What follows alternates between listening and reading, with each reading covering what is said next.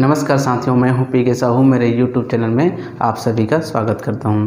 अब सेकंड सूची की दूसरी कड़ी में पिछले वीडियो में आपने देखा कि हमने गणित का अनुमानित कट ऑफ आपके सामने रखने का प्रयास किया।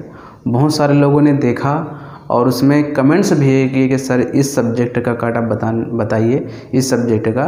तो बहुत ज़्यादा जो कमेंट्स आया था वो आया था सहायक शिक्षक का और बायो के लिए, सबसे ज़्यादा कमेंट्स।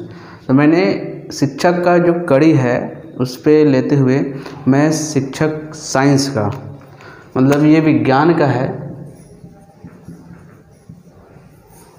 विज्ञान का ये कट ऑफ आपके सामने रख रहा हूँ मैं। जैसे कि आपको पता है पिछले जो वेरिफिकेशन हुआ था, फर्स्ट वेरिफिकेशन, उसमें कट ऑफ कुछ इस प्रकार से गया हुआ था। ये आपको दिख रहा होगा, कुछ इस प्रकार से कट ऑफ गया हुआ था। अब अभी का जो कट ऑफ का विश्लेषण है वो किस प्रकार से है, अपात्र और अनुपस्थित प्लस जो ज्वाइन नहीं लेंगे उनका, तीनों का हम रेशो निकालते हुए, एक औसत निकालते हुए कट ऑफ बनाने का मैंने प्रयास किया।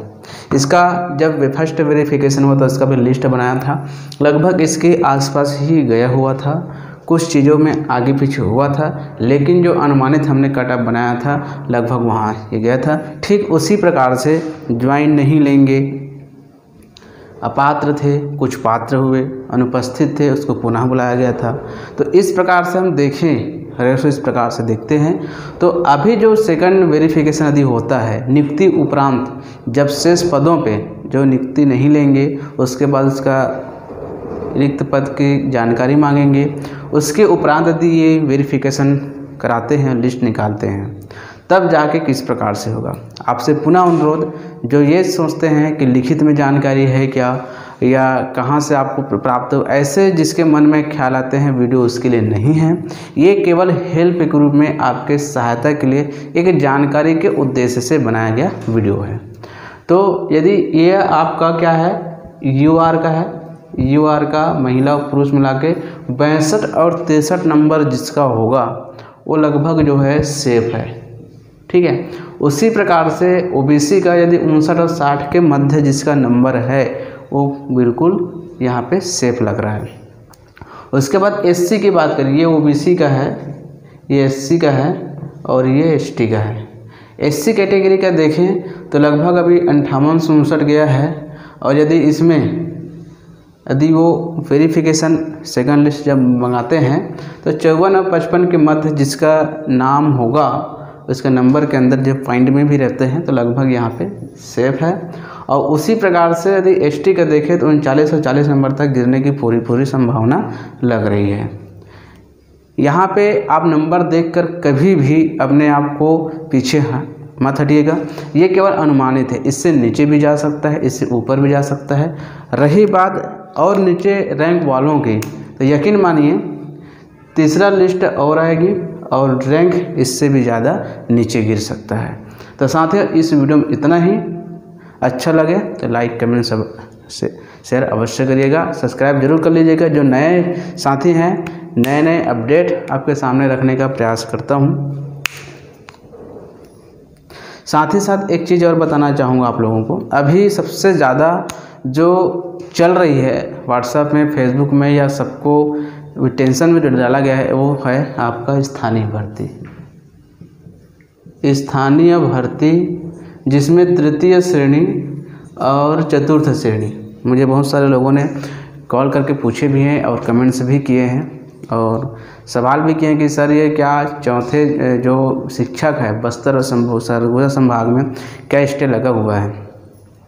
तो मुझे जो पूछा गया था उसको मैंने यही बताया है कि यदि इस प्रकार से यदि होता तो शायद जो है वेरिफिकेशन नहीं कराता। लेकिन कल शाम को डीएड बीएड संघ के अध्यक्ष महोदय और सचिव महोदय के माध्यम से ये कहा जाता है कि डीपीआई से सूचना मिली है कि सरगुजा और बस्तर संभाग में भी शिक्षक में स्टे लगा हुआ है। तो मैं भी अचंभित रह गया कि ऐसा कैसे हो सकता है।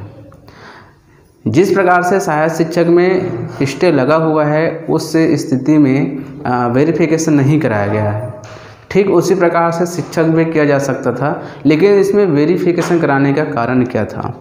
यदि वेरिफिकेशन कराया भी है तो आप मुझे एक बात बताइए, बस्तर और सरगुजा वाले पहला प्राथमिकता किसको देंगे? अपने तरफ को ही देंगे, बस्तर और सरगुजा को ही देंगे। और जो मैदानी वाले हैं वो रायपुर, दुर्ग, बिलासपुर जिस प्रकार से अपने प्राथमिकता देंगे। तो उसी आधार पर क्या हुआ है, वेरिफिकेशन हुआ है। अब यदि इसमें वेरिफिकेशन होने के बावजूद स्टे लगता है तो जो पहला प्राथमिकता जिसका अच्छे नंबर है वो भी अभी अटका रहेगा। दूसरी बात, यदि किसी भी पक्ष में जाए, मैं दोनों तरफ से बोल रहा हूँ, यदि इसके पक्ष में चला गया तो जिसका वेरिफिकेशन हो चुका है उसका क्या होगा, है ना। और यदि इसके पक्ष में नहीं जाता तब तो ठीक है, लेकिन इसके पक्ष में चला गया, ध्यान से समझिएगा, इसके पक्ष में चला गया तो जिसका वेरिफिकेशन हो चुका है उसका क्या होगा, है ना। तो ये जो वेरिफिकेशन हुआ उसको पुनः भरना पड़ेगा और 3 संभाग में उसको फिर से वेरिफिकेशन होगा उनका, नीचे वालों का जो यहाँ गए हैं उनका। एक हो गया। अब यदि इसमें स्टे लगा है तो सेकंड वेरिफिकेशन किस आधार पे करेगा, क्योंकि सेकंड वेरिफिकेशन मान लिया जाए इसको नियुक्ति दिए बिना सेकंड वेरिफिकेशन करता है तो भाई इसका यदि स्थानीय भर्ती में चला गया तो ये बंदे लोग कहाँ जाएंगे, इसके नीचे में तो आएंगे, लेकिन सेकंड वेरिफिकेशन हो जाएगा तो इसका नहीं हुआ है और इन लोगों का जिसका सेकंड वेरिफिकेशन हुआ है उसका हो जाता है, तो ये बहुत बड़ी पेचीदा बन सकता है। तो मेरे ख्याल से यदि वेरिफिकेशन हुआ है तो विभाग और शासन कुछ सोच समझकर ही वेरिफिकेशन कराया है। तो अभी मैं कुछ नहीं कह सकता, क्योंकि अब भाई मैं तो यहाँ मैदानी में मतलब ज़मीनी स्तर पे हूँ, मैं तो गया तो नहीं हूँ, जो जानता हूँ वही बता रहा हूँ। शुरू में जब ये बात हुआ था कि जिसमें टीचर और शिक्षक दोनों में स्टे लगा हुआ है तो उस समय सीधा सीधा कहा गया था कि केवल सहायक शिक्षक में लगा है, शिक्षक में नहीं लगा है, इसलिए वेरिफिकेशन हो रहा है ना। तो उस समय जब यह हो रहा था तो अभी इस प्रकार से बातें क्यों आ रही, कुछ लोगों के कारण, कुछ लोग जो है फेसबुक व्हाट्सएप में डाल दिया कि स्टे लगा हुआ है, तो यही जो है चक्रक्रम में चलना शुरू कर दिया। और किसी को बार बार पूछोगे, है ना, किसी को पूछोगे, देखो कोई बोल रहा है कि हमने पूछा था तो अभी चल रहा है, तो 99% ऐसा लग रहा है कि स्टे नहीं लगा है, और लगा भी होगा तो ये जो अभी वेरिफिकेशन जो नियुक्ति हो रहा है उसके अंदर जो निपटारा करने का फुल कोशिश किया जाएगा, क्योंकि इसमें यदि इस प्रकार से रहा तो बहुत पेचीदा हो सकता है। आप खुद समझ सकते हैं कि किस प्रकार से होता है। तो ज़्यादा चिंता करने की आवश्यकता नहीं है, क्योंकि आप जिस प्रकार से मतलब सोच रहे हैं उसी प्रकार से विभाग भी अपना काम जरूर करेगा।